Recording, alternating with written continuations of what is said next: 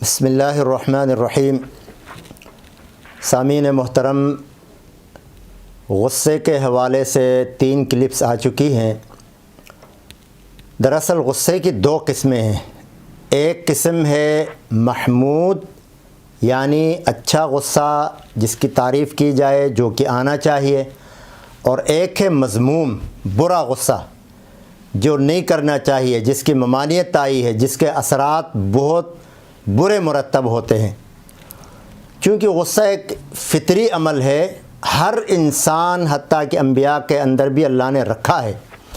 اسی لیے موقع محل کی مناسبت سے کبھی غصہ آ ہی جاتا ہے۔ لیکن اللہ کے انبیاء اور اللہ کے نیک بندے اس مادے کو وہاں استعمال کرتے ہیں جہاں کرنا چاہیے، اور اس کی وجہ سے وہ غصہ جو ہے وہ محمود بن جاتا ہے، وہ اچھا بن جاتا ہے۔ جیسے کہ تکبر کرنا اور اترا کر چلنا، یہ بہت بری چیز ہے، اللہ کو بالکل ناپسند ہے۔ لیکن میدان جنگ میں ایک مجاہد اگر دشمن کو ڈرانے کے لیے اگر اترا کر چلتا ہے اور بڑے یعنی اپنے آپ کو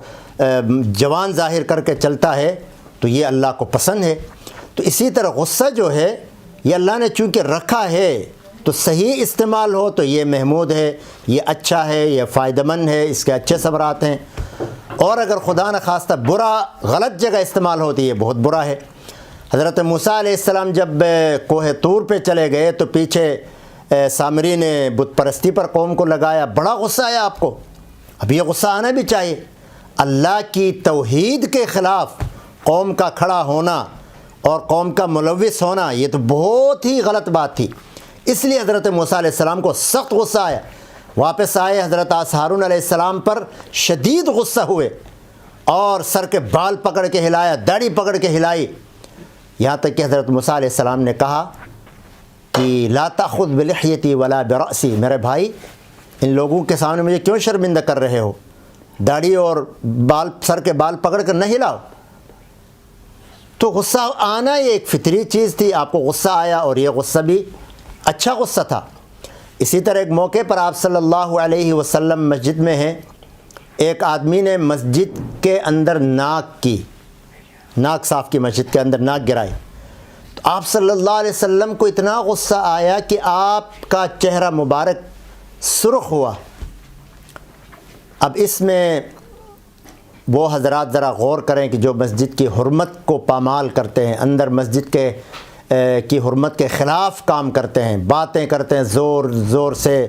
اور حتیٰ کہ بعض اوقات آج کل کچھ نوجوان جو ہیں وہ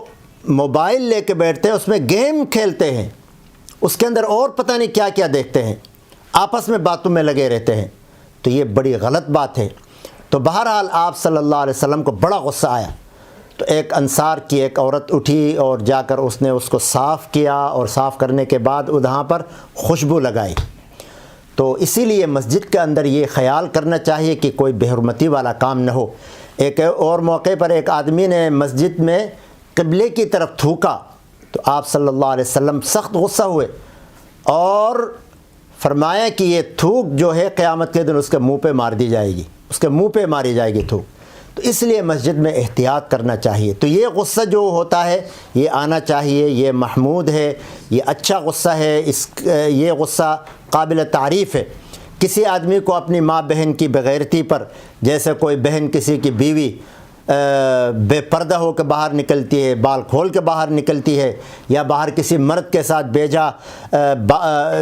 یعنی باتیں کر رہی ہے آزادی کے ساتھ، تو یہاں غصہ آنا چاہیے، اور ایسا غصہ آنا چاہیے کہ وہ اپنی بہن کو، بیوی کو، بیٹی کو روکے اس سے۔ یہاں تک کہ میرے علم میں ایک واقعہ ہے کہ ایک لڑکا تھا، جب اس کو پتہ چلا کہ ایک ٹیلی فون آیا، گھر میں بیٹھے ہوئے تو ٹیلی فون آیا، تو بہن نے اٹھ کے جا کے وہ ٹیلی فون ریسیو کیا، تو بھائی نے پوچھا کون تھا، کس کی کال تھی، کس کا ٹیلی فون تھا، تو اس نے نہیں بتایا۔ تو بھائی کو شک ہوا اور غصہ آیا، ایسا غصہ کہ اس نے اٹھا کے کوئی چیز سر پہ ماری، وہ لڑکی بے ہوش ہو گئی، کئی دن تک بے ہوش رہی۔ تو ایسا بھی غصہ آتا ہے۔ تو بہرحال صحیح اللہ کی حرمات، اللہ کے دین کی خلاف ورزی، اللہ کے شعائر اللہ کے خلاف بدتمیزی اور جیسے آج کل رسول اللہ صلی اللہ علیہ وسلم کی شان میں گستاخی، جو عورت مارچ کی شکل میں حضور صلی اللہ علیہ وسلم کی گستاخی ہوئی، صحابہ کرام کی ہوئی، دینی حرمات اور تقدس کو پامال کیا گیا، تو ان مواقع پر تو غصہ آنا چاہیے۔ یہ غصہ محمود ہے، اچھا ہے۔ اس کے مقابلے میں وہ غصہ جو کہ بے جا آتا ہے، غلط آتا ہے، بے موقع آتا ہے، اور پھر جس کے اثرات اور ثمرات بھی بہت برے نکلتے ہیں، ویسے ہی کسی بات پر ایسے ہی غصہ آیا اور کسی کو مار دیا، طلاق دے دیا، اور غصے پر کسی کی عزت اچھالی، کسی رشتہ قطع کر دیا، صلہ رحمی ختم کر دی، یا کسی کی غیبت کر دی، غصے کی وجہ سے کسی کے ساتھ حسد پیدا ہو گئی، انتقام کی آگ پیدا ہو گئی، انتقام کی آگ میں جلنے لگا، اور پھر اس کی وجہ سے جب اس سے غصے کی تکمیل ہونے لگی تو تکمیل کے بعد پھر شرمندگی ہوتی ہے،